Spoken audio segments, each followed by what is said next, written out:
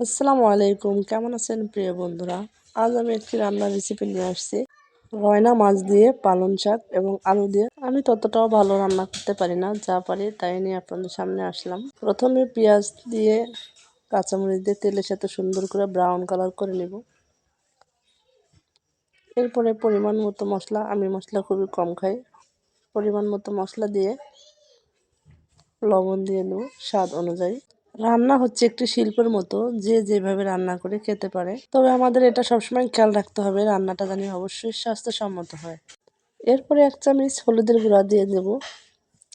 একটু ভালো করে নাড়াচাড়া দিয়ে মিশিয়ে সামান্য পরিমাণ পানি দিয়ে দেব। আমি জানি আপনারা আমার থেকে অনেক বেটার রান্না করতে পারেন। সুন্দর করে মশলা কষানো হয়ে গেলে আমি মাছ কষিয়ে রান্না করব।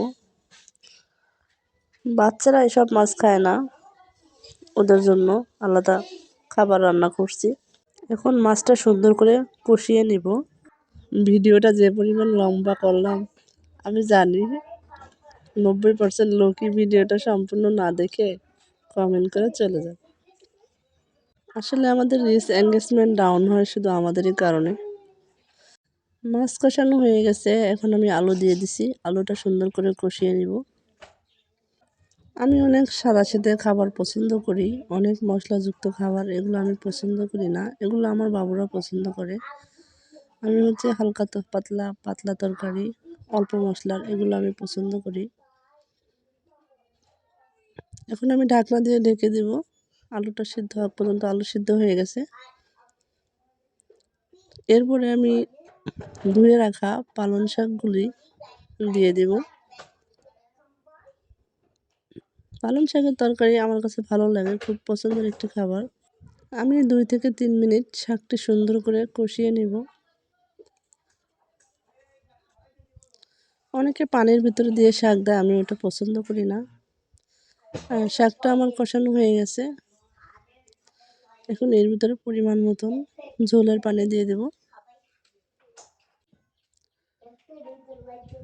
ঝোলের পানি দিয়ে দিছি। এখন এর ভিতরে মাছও দিয়ে দিছি। তখন আর ভিডিওটা নেওয়া হয় নাই।